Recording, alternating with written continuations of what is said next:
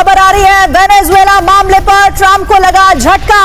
अमेरिकी सीनेट में ट्रंप के खिलाफ प्रस्ताव पास। वेनेजुएला ऑपरेशन के विरोध में 52 वोट पड़े हैं।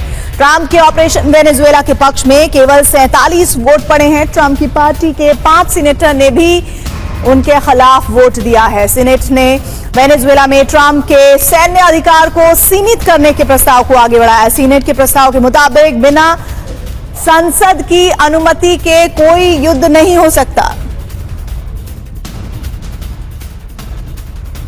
और इस खबर पर बात करने के लिए हमारे साथ हमारे सहयोगी मनीष झा जुड़ रहे हैं। मनीष, ये बहुत बड़ी खबर है कि वेनेजुएला मामले पर ट्रंप को एक बहुत बड़ा झटका लगा है और अमेरिकी सीनेट में ट्रंप के खिलाफ प्रस्ताव पास हुआ है। दुनिया में ट्रंप को लेकर वैसे भी अलग अलग हिस्सों में बढ़ती हुई देखी हमने देशों की प्रतिक्रिया, लेकिन अब उनके खुद के देश में ही इस पूरे फैसले पर, ऑपरेशन पर उनके खिलाफ लोग खड़े हो रहे हैं।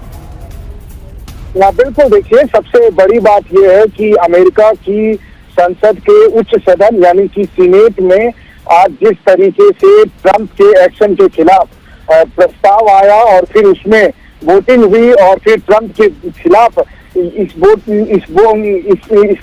वोटिंग होने के बाद सीधी तौर पर ये कहा जा सकता है कि ट्रंप के लिए राजनीतिक मुश्किलें काफी बढ़ गई है।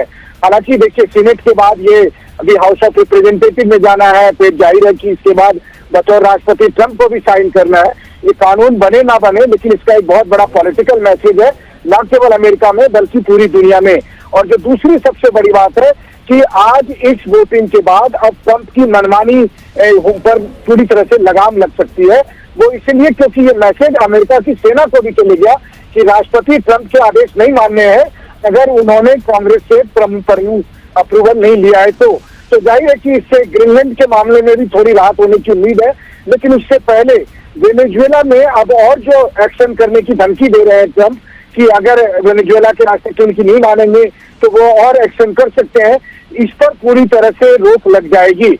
जो तीसरी सबसे बड़ी बात है कि ट्रंप जिस तरीके से इस वक्त अहंकार के मद में आकर पूरी दुनिया को धमकाते चल रहे हैं, तो ये मैसेज चल गया है कि ट्रंप के घर में ही अभी उनके समर्थन में बाकी लोग नहीं है, बल्कि ट्रंप अल्पमत में है। और ऐसी स्थिति में आने वाले समय में ट्रंप के लिए स्थिति इतनी खराब हो सकती है कि अगर संयोग बना तो हो सकता है कि ये आगे बढ़कर ट्रंप के लिए महाभियोग का भी कारण न बन जाए। मनीष